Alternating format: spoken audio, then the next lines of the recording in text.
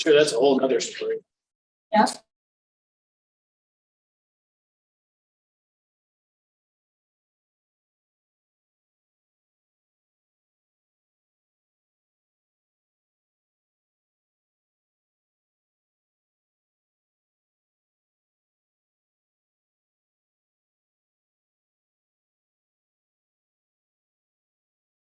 Hey guys, Yeah, Okay. I can go.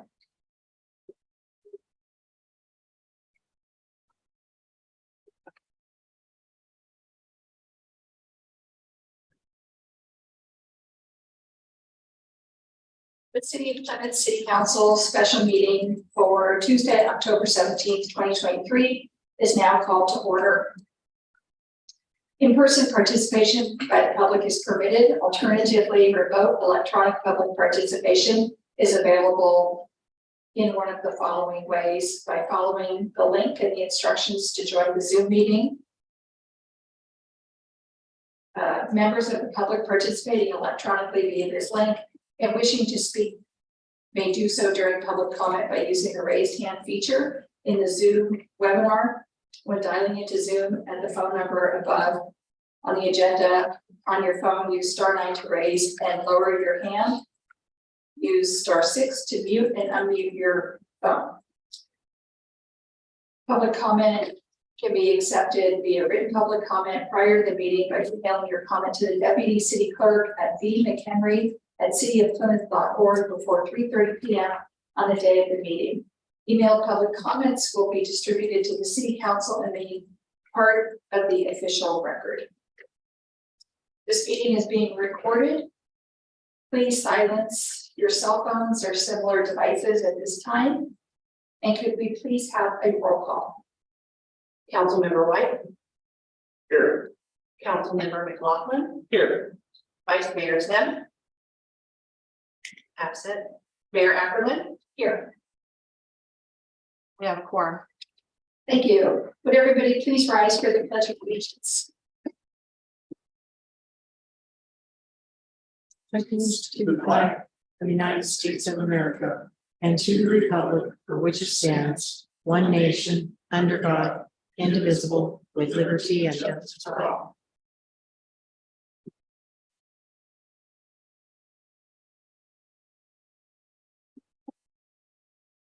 Item number 2, approval of the City Council special meeting agenda for October 17th, 2023. Would somebody like to make a motion? I make a motion to approve the agenda as presented. I'll second. Thank you. It's been moved and seconded. Can we please have a roll call vote? Councilmember White, Aye. Councilmember McLaughlin, Aye. Mayor Ackerman. Aye. Thank you, motion passes. Thank you. Item number 3, special meeting public comment.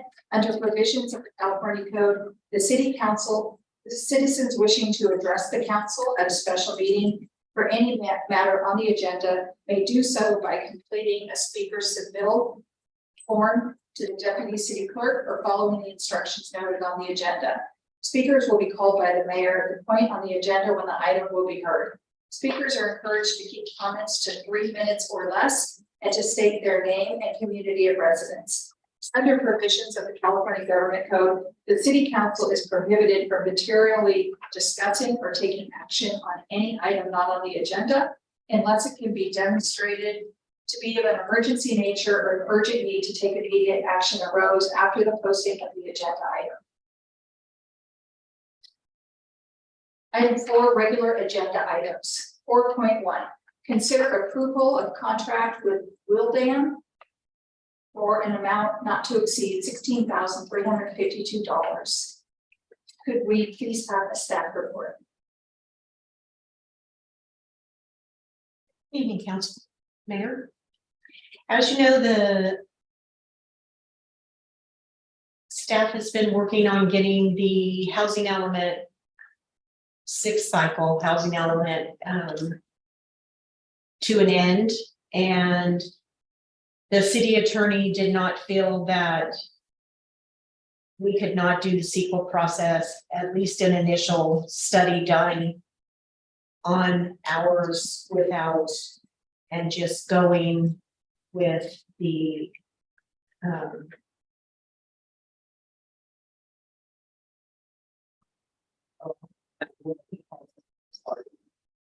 that he felt we needed to do a CEQA initial study. And so we reached out to Sacramento firms and surrounding area firms for proposals to do initial studies, and received 2 return proposals, one from CSG and one from Wildan. CSG gave us a $40,000 proposal, and Wildan gave us a $16,000 plus proposal. CSG's proposal was a 2-page letter. And I apologize, I thought I had included both proposals in the packet, and apparently I only provided Wildan's. Wildan's proposal was very thorough and provided each step. I did have conversations with both firms and the steps that they were going to take. I felt Wildan's proposal through the IS process was more thorough. It took 1 week longer than CSG's proposal, and I felt for 1 week longer for less money for the initial study, it was worth the 1 week. And so I'm asking that the council enter into the contract that's in the packet, which is a form approved by the city attorney in an amount not to exceed $16,352. And if more work needs to be done that exceeds that, then staff would come back for additional funding at that point. Thank you. We check and see if there's any public comment. Any public comment here in City Hall? No public comment in City Hall. Is there anybody on Zoom? None of That's fine. Okay, I'm going to close this to public comment. Any staff discussion on this? Councilmember White? Ready to go first? Yeah. Hey, that's all right. Okay, so there, it doesn't appear that I could be mistaken. There's no one on Zoom. Okay, for an item like this, I know through social media, there was a lot of concern. I just wanted to make sure that it's on record, that the public can zoom in to these meetings. I think this is a very, very detailed outline of what we need to be looking at, and I'm very happy with the professionalism behind it. Thank you. Councilmember McLaughlin, you get to go second. Yeah, I would second what Councilor White expressed as a very detailed proposal put forth with, Wildan's a well-known firm throughout Northern California, but they obviously put time in putting together a proposal that's a reasonable dollar figure, especially when it's less than half of what the other proposal was. So, kudos to you and getting the RFP stuff out of this. We're continuing to work through our procurement policy and clean up the thresholds. But in the meantime, doing the work, really the good work in the city and the people. So thank you, and I appreciate this thorough piece, and I support it as And do what they both said. Thank you for doing this, putting this together, and I don't have any questions about it. So I would entertain a motion. I'll make a motion to approve the contract with Wildan for the CEQA initial study in the amount not to exceed $16,352. I'll second that motion. Thank you. It's been moved and seconded. Could we please have a roll call vote? Councilmember White, Aye. Councilmember McLaughlin, Aye. Mayor Ackerland. Aye. Thank you, motion passes. Thank you. Next on the agenda, item 7.2, consider resolution number 2023-41, concurring in the call for an election on the question of reestablishing the countywide abandoned vehicle abatement fee. Could we please have the staff report? This item is a program that the city has been involved in since its inception 11 years ago. It removes abandoned vehicles. We are able to call in vehicles that we think are junk vehicles left on the street, vehicles that we think are suspicious.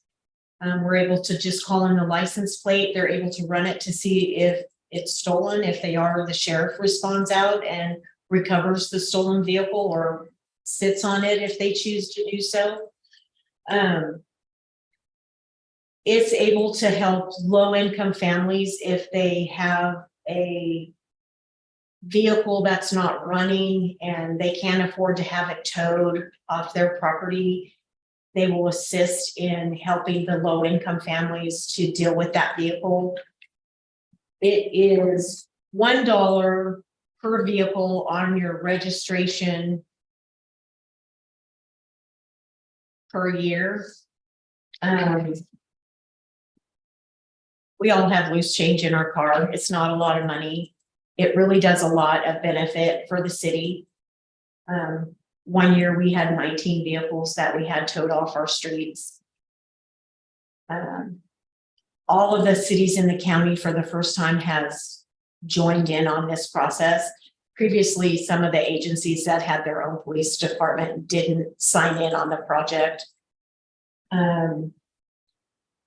The funding comes also from grants that the county receives from the state just for doing the program.